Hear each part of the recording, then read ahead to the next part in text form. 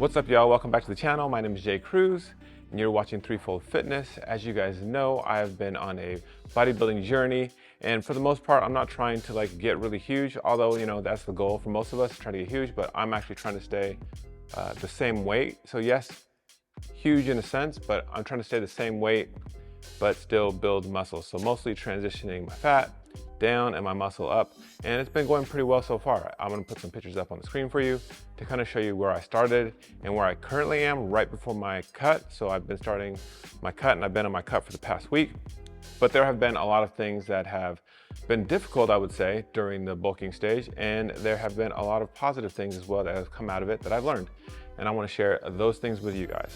So the first thing that has been difficult since at least starting the cut, not necessarily during the bulk, is I had a lot of food the entire time to eat. So I had about 2,900 calories to eat, and I would get to maybe 25 by the end of the day, and then I had to force these last 300 to 400 calories in, and that was really difficult for me because I'm not someone that usually eats on my own. I'm not an eater. I'm someone that has to force feed in order to gain weight. So I generally stay, about the 200, 210 weight all year long naturally without having a plan or trying to do it. So eating the extra 300 to 400 calories a day has been super difficult. Now, something that pairs along with that makes it difficult is that I've been eating, for the most part, 95, 96, something like that % clean. So I've been eating mostly chicken, rice, veggies. I'll have tortillas in there, but for the most part, everything is super clean. So it's really difficult to get that high in both protein, and again, I'm not a really big eater, so carbs have been really difficult for me to get in. When you eat that much clean food, you have to have it prepared and making sure that you have it available so that you can make the right choices. If at any time I don't have the right food during this whole process, man, the opportunity to just eat whatever is laying around has been very polarizing. You can see it. Oh man, I'm hungry right now, I need to eat something. And you tend to not make the right choices unless you have the right thing around. But for the most part, I stuck very tight to the meal plan and there hasn't been issues. One of the other things that I've had a really hard time with during this whole process was just random injuries. So I'm someone that tries to stay along the process and tries to stay within it, but there's sometimes where I'm man, I just really want to push right now. And I wouldn't say I had injuries from it. I've had discomfort from my bicep. As many of you know, about a year ago, maybe even almost 2 years ago, I had a minor tear in my bicep. It wasn't doctor diagnosed or anything, but I could just tell and I could feel it.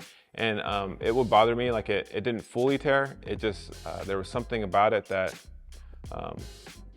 was uncomfortable, and I could only curl, I think it was 10, maybe 15 pounds in my right arm, and it was very difficult. So I pretty much laid off of all bicep work for a long time.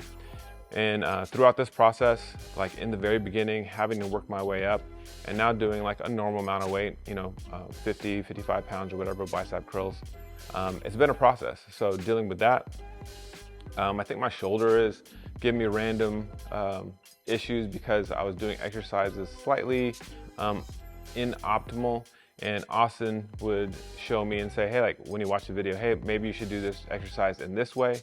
And that has helped me work through those issues in my shoulder. And then also, before I started doing this program, my tricep really hurt. So we've been doing different exercises to get away from the issues that would aggravate things.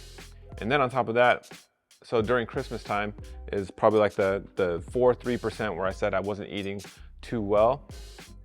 Well, when I eat a lot of sugar, my body just gets a lot of inflammation, and I was dealing with back issues from inflammation for a good, I'd say 3 to 4 weeks, because it just stays in my system. So I had to, I wouldn't say a detox, but I definitely had to come down from having pretty much any sugar in my diet in order to fix that issue.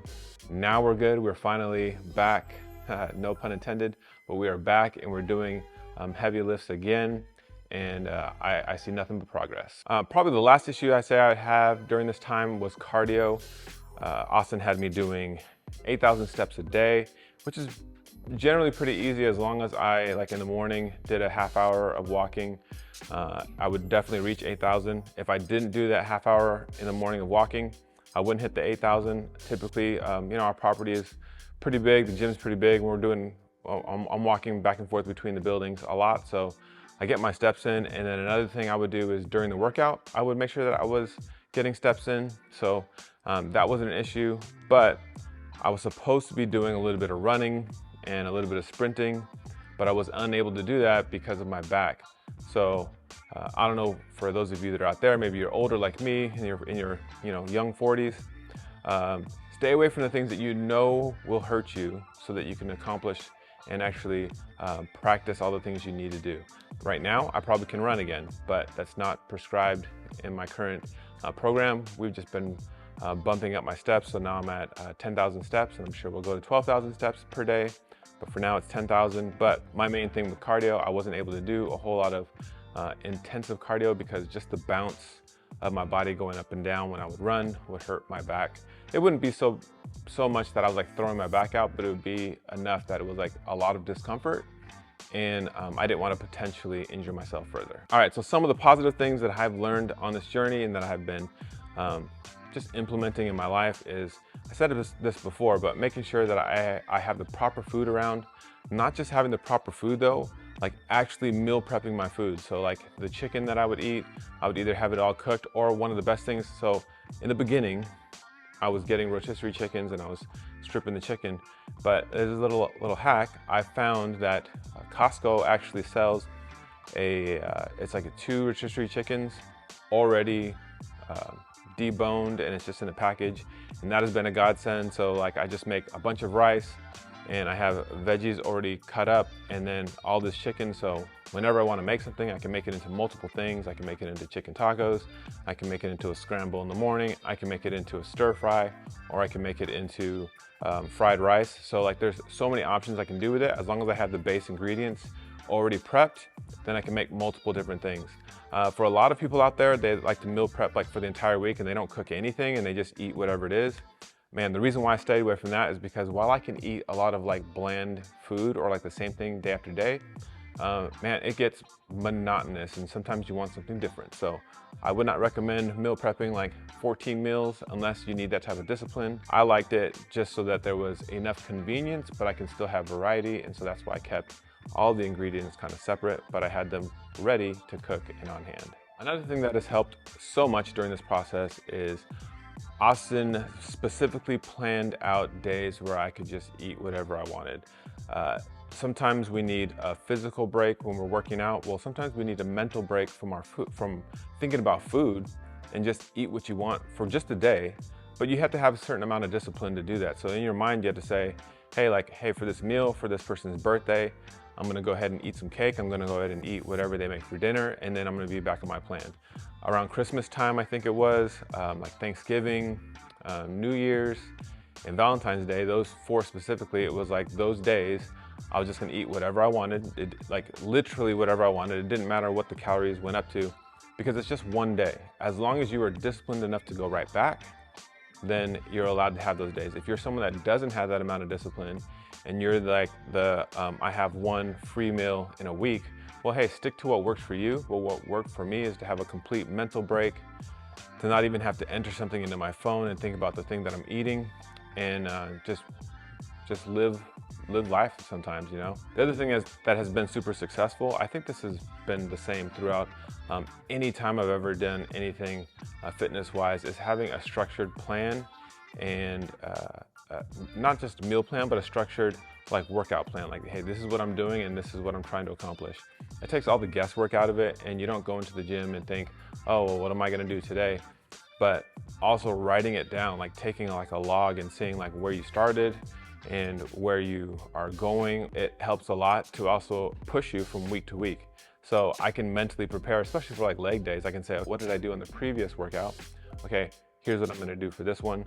So having structure within the workout has been a godsend. Not having to do any guesswork, and also like not switching it up. So even now that we're going on the cut, currently not switching up the workout plan, still sticking to it, still trying to do progressive overload, still trying to make sure that the tension is in the muscles and that I can feel good contraction and I have good connection with my muscles. That is something that is staying consistent. So even within a bulk and a cut, the only thing that we're changing is the actual food and then the output. So I'm doing more cardio, which is steps, and I'm just eating 100 less carbs in the day. But otherwise, everything else is staying the same. So it's very simple, but it's something that I can follow. And again, it's a structured plan. Another thing that has been a huge help for me, I mean, I've done this before, like I've bulked up and I've cut before. Back then it was just me. It was all me. There was nobody that I was accountable to, nobody that I was checking in with. This time it's been very different because I know every single week, whatever I do matters, and I have to be accountable to somebody every week. So every single week I have to send Austin photos, I have to send him my weight, I have to send him my macros that I ate for the week. So he knows everything that I did. So it changes your lifestyle and what you do when you know that somebody is going to speak on what you've been doing and that you're accountable to an actual person other than yourself. I know that we want to be heroes and we want to say, oh, I can do all this stuff on my own, but it's that extra layer of accountability that helped me push through times where I'm like, well, I just don't feel like it today, but I don't feel good, you know, presenting this package of like, hey, here's what I did for the week, Austin. And he's like, no, that's not good enough. I never wanted to hear that. So I made sure that I stuck to it, and I'll show the photos again. Here are some of the results. Hopefully this cut shows the same amount of results in the opposite direction in terms of losing any fat and all fat that I have and the rest of it. Not all of it, because I don't want to get like crazy low. And I would say the very last thing that has been like the super helpful is having people work out with me in the gym. Yes, I can work out by myself, but there's something about having other people in here and they're watching you, and you just can't cheat on what you're doing. So knowing that there's somebody there watching what I'm doing, and they're like, oh, I remember that you were doing this last week and it wasn't like that good, but now you're doing it better, or you're lifting more weight this week. And we've had, you know, tons of people come in and out of the gym during this whole process. And it's been a great, honestly, it's been a blessing to have them here working out with me. And also it's encouraged them to see what I'm doing and see what I'm trying to do, and they're encouraged to better themselves and push themselves. They see me pushing. With all that said, I am super excited to get on this cut and to get it going and to get the results that you guys are looking for, but mostly that I'm looking for. I want to get, I don't want to call it the best shape of my life, but I want to definitely get in like rare form, I would say. So continue to watch, continue to hang out, and I will continue to post updates. I haven't posted any updates in a while because, again, it was like the monotony of just like the workouts and just eating. So it's like the same thing. But if you guys want that detail, let me know. I will give the people what they want. So if you guys want some more detail on the day-to-day and the monotony and just like the normal things, hey, I'm full on glad to give you whatever it is that you want to see during the process. So thank you so far for hanging out with us, and I will see you in the next video.